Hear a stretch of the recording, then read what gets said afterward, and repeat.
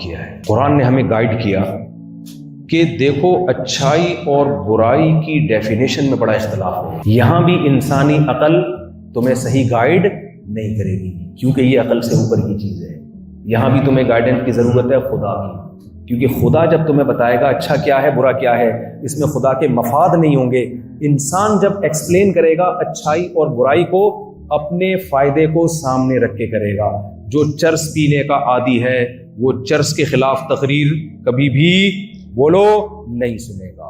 جو زنا کرنے کا عادی ہے وہ زنا کے خلاف کبھی بھی نہیں سنے گا۔ جس کو پینے کا شوق ہے وہ شراب کی برائی بولو نا کیوں چپ ہو گئے نہیں سنے گا۔ جو فیملی سسٹم کے خلاف ہیں وہ چچا پھپھو خالات دادی نانی کے حقوق سننا پسند بولو نہیں کریں گے۔ اس لیے اللہ نے کہا کہ نا نا نا نا آپ بچوں سے تھوڑی پوچھتے ہو بیٹا تم بتاؤ، کہ چھوٹے بچے جو ہوتے ہیں نا گھر میں، آپ ان کو تھوڑی باپ بنا دیتے ہو گھر کا کہ بیٹا تم بتاؤ ہم تمہارے ساتھ کیسا سلوک کریں۔ بھائی بچوں کو ہم بتائیں گے بیٹا ہم آپ کے فادر ہیں، ٹھیک ہے نا۔ میں اکثر لوگوں کو بتاتا ہوں، میرے پاس کچھ لوگ آئے ہوئے ہوتے ہیں نا، باپ بیٹا آئے ہوئے ہوتے ہیں تو بڑے زیادہ لبرل ہو جاتے ہیں نا، جو تو باپ جو ہے بیٹے کے سامنے ایسے جھک بڑے ڈر لگ رہا ہوتا ہے میرے بیٹے کے کوئی بات بری نہ لگ جائے، اور بیٹا ایسے اچھل اچھل کے بات کر رہا ہوتا ہے۔